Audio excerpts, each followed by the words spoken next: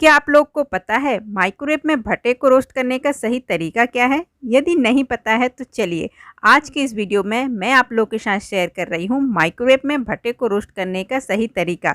बहुत से लोग जब माइक्रोवेव में भट्टे को रोस्ट करते हैं तो उनको सही तरीका नहीं पता होता है और फिर जब वो माइक्रोवेव में भट्टे को रोस्ट करते हैं तो भट्टे अच्छी तरह से कुक नहीं होते और उनमें वो फ्लेवर भी नहीं आता है जैसे कि रोस्टिंग वाले भट्टे में आता है। तो चलिए अब हम बिल्कुल देर नहीं करते हैं और वीडियो को स्टार्ट करते हैं। तो माइक्रोवेव में भट्टे को रोस्ट करने के लिए सबसे पहले आपको अपने माइक्रोवेव को करना पड़ेगा प्रीहीट। तो यहाँ पर मैंने माइक्रोवेव का कन्वेक्शन मोड सेट किया है, ये देखिए कन्वेक्शन मोड आ गया। देन उसके बाद आपको इसकी डिग्री सेट करनी है, तो यहाँ पर आपको सेट करनी है 180 डिग्री। देन उसके बाद आपको 10 मिनट का टाइम लगा देना है। 10 मिनट में जब आपका माइक्रोवेव अच्छी तरह से गर्म हो जाएगा उसके बाद ही हमें इसमें अपने जो भट्टे हैं उनको रोस्ट करने के लिए रखना है। तो जब तक माइक्रोवेव प्रीहीट होता है हम बाकी तैयारी कर लेते हैं। तो यहाँ पर मैंने ले लिए हैं कुछ भट्टे, टमाटर और साथ में लिए हैं मैंने कुछ लहसुन। यदि आप भरते में आलू का इस्तेमाल करते हैं तो आप यहाँ पर आलू भी ले सकते हैं। अब आपको कुछ स्टेप फॉलो करना है जिससे जब आप माइक्रोवेव में भट्टे को रोस्ट करेंगे तो वो बहुत अच्छी तरह से रोस्ट होंगे। तो सबसे पहले आपको क्या करना है, आपको जो भट्टे हैं उनमें लगाना है कट्स के निशान। तो मैं यहाँ पर ले लेती हूँ नाइफ़ और नाइफ़ से भट्टे में कट्स के निशान लगाती हूँ। तो देखिए जो भट्टे में आपको कट्स के निशान लगाने हैं वो थोड़े से लंबे साइज़ के लगाने हैं, छोटे छोटे नहीं लगाने हैं। देखिए इतने बड़े साइज़ के आपको लगा लेना है। और साथ में जब आप भट्टे में कट्स के निशान लगाते हैं तब आप भट्टे को चेक भी कर सकते हैं कि भट्टे में कुछ कीड़े वगैरह तो नहीं है। तो इस तरह से हम भट्टे में कट्स लगा लेते हैं। साथ में जब हम भट्टे में इस तरह से कट्स लगाते हैं ना तो ऊपर की तरफ जो भट्टे होते हैं ना ये वाला पार्ट कुक होने में बहुत टाइम लगाता है। तो आपको नाइफ़ की सहायता से ऊपर भी इस तरह से इसमें छेद कर देना है। इससे जब हम भट्टे को रोस्ट करेंगे तो ये वाला पार्ट भी जल्दी से कुक हो जाएगा। तो एक भट्टे को मैंने अच्छी तरह से कट्स के निशान लगा लिए हैं और अब हमने जो कट्स लगाए हैं भट्टे में उसमें हमको जो लहसुन हमने छील के रखा है उसे हमें इस तरह से डाल देना है। इससे क्या होगा, हमारा जो लहसुन है वो भी अच्छी तरह से रोस्ट हो जाएगा।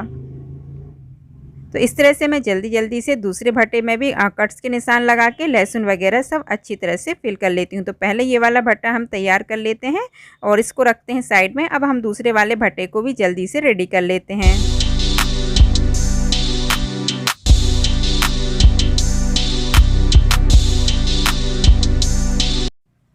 तो ये देखिए ये दूसरा वाला जो भट्टा है इसको भी हमने रेडी कर लिया है। ठीक है, अब हमें क्या करना है, अब हमारा टमाटर में हमें कोई भी छेद वगैरह कुछ नहीं करना, उसको ऐसे ही रहने देना है।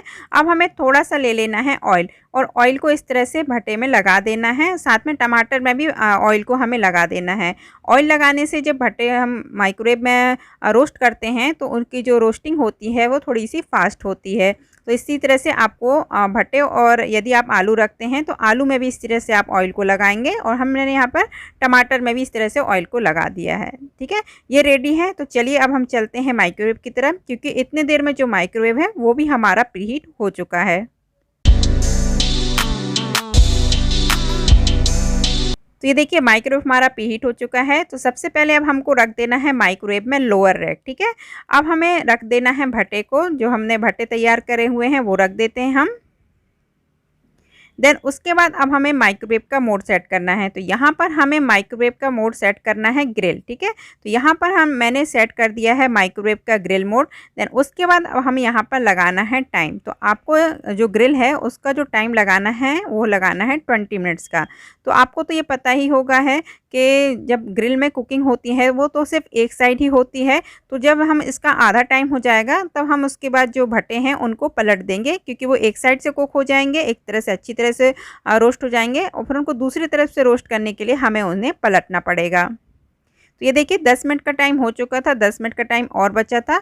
तो अब मैं क्या करूँगी, भट्टे को निकालूंगी और पलट दूंगी। ये देखिए 10 मिनट में ही आप देखिए भट्टे का कितना अच्छा सा कलर आया है। तो अभी मैं निकाल के इनको पलट देती हूँ। तो ये देखिए कितने अच्छी तरह से एक तरफ से रोस्ट हो चुके हैं और कुक होना भी स्टार्ट हो गए हैं। तो बस आपको इस तरह से इनको पलट देना है। टमाटर को पलटने की ज़रूरत नहीं है, आपको सिर्फ भट्टे को ही हमें पलटना है।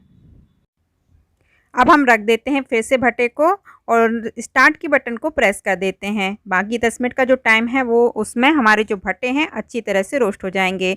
और एक बात आप यहाँ पर ये भी ध्यान रखिएगा कि जो भट्टे जब हम रोस्ट करते हैं तो उनकी कुकिंग का जो टाइम होता है वो डिपेंड करते हैं आपके भट्टे के साइज़ पे और साथ में आपके माइक्रोवेव की हीटिंग पावर पे। कुछ माइक्रोवेव की हीटिंग पावर अच्छी होती है तो जो भट्टे हैं वो जल्दी भी रोस्ट हो जाते हैं। तो ये देखिए मेरे जो भट्टे थे वो 20 मिनट्स में अच्छी तरह से रोस्ट हो चुके हैं। यदि आपके भट्टे में इस तरह से रोस्टिंग का कलर ना आए तो आप थोड़ा सा टाइम को और भी बढ़ा सकते हैं, क्योंकि देखिए मेरे जो भट्टे मैंने लिए थे वो थोड़े से लंबे साइज़ के थे पर मोटे बहुत ज़्यादा नहीं थे। लेकिन बहुत से भट्टे होते हैं वो थोड़े से साइज़ में मोटे होते हैं, तब उनको जो कुकिंग का जो टाइम होता है वो थोड़ा सा बढ़ जाता है। तो अभी इनको जो मैंने थोड़ा सा ठंडा कर लिया था और ठंडा करने के बाद मैंने इसको एक प्लेट में निकाल दिया है। अब मैं आपको इनका छिलका है वो छील के भी दिखाती हूँ कि किस तरह से जो भट्टे हैं वो रोस्ट हुए हैं। तो देखिए ठंडे हो चुके हैं अच्छी तरह से। तो चलिए मैं इनका छिलका भी आपको छील के दिखा रही हूँ। ये देखिए कितनी अच्छी तरह से इनका जो छिलका है वो पील हो रहा है। इसका मतलब है जो हमारे भट्टे हैं बहुत अच्छी तरह से रोस्ट हुए हैं। और देखिए मेरा ये माइक्रोवेव है वो चारकोल वाला है। तो मैंने इस जो भट्टे रोस्ट किए हैं वो चारकोल मोड पे नहीं सिंपल ग्रिल मोड पे रोस्ट किए हैं, क्योंकि नॉर्मली अधिकतर जो लोगों के जो माइक्रोवेव होते हैं वो सिंपल वाले होते हैं, सबके चारकोल वाले नहीं होते हैं। लेकिन यदि आपके पास चारकोल वाला माइक्रोवेव है तो मैंने भट्टे को चारकोल मोड पे भी रोस्ट करना दिखाया है। यदि आपको वो वाला वीडियो चाहिए है तो जो वीडियो का आप जो डिस्क्रिप्शन बॉक्स है आप उसे एक बार चेक करिए। उस वीडियो का जो लिंक है मैं डिस्क्रिप्शन बॉक्स में दे रही हूँ। उसमें आप देख सकते हैं कि चारकोल मोड में आप भट्टे को कैसे रोस्ट करते हैं। चारकोल मोड में जब भट्टे को हम रोस्ट करते हैं ना तो उसमें एक स्मोकी सी फ्लेवर आता है, जैसे कि हमने आग पे भट्टे को रोस्ट करते हैं तब उसमें स्मोकी फ्लेवर आता है ना, सेम वैसा ही फ्लेवर उसमें आता है। तो यदि आपको सिंपल तरीका अपनाना है तो आप ये वाला तरीका अपना लीजिएगा, और यदि आपको चारकोल मोड में भट्टे को रोस्ट करना है तो आप वीडियो जो डिस्क्रिप्शन बॉक्स वाला जो वीडियो है उसको आप एक बार चेक कर लीजिएगा। तो ये देखिए भट्टे हमारे कितनी अच्छी तरह से रोस्ट हो चुके हैं। तो इस तरह से आप सही तरीके से माइक्रोवेव में भट्टे को रोस्ट करिए, आपका जो भरता है बहुत ही लाजवाब बनेगा। आई होप आप सब लोग को ये वीडियो अच्छा लगा होगा। यदि आप लोग को ये वीडियो अच्छा लगा हो तो प्लीज़ वीडियो को लाइक करिएगा। चैनल पर न्यू हो तो जल्दी से चैनल को सब्सक्राइब भी कर लीजिएगा। अब मिलती हूँ हम सब लोग से नेक्स्ट वीडियो पर। जब तक अपना ख्याल रखिएगा। Thank you so much watching my video. Bye bye.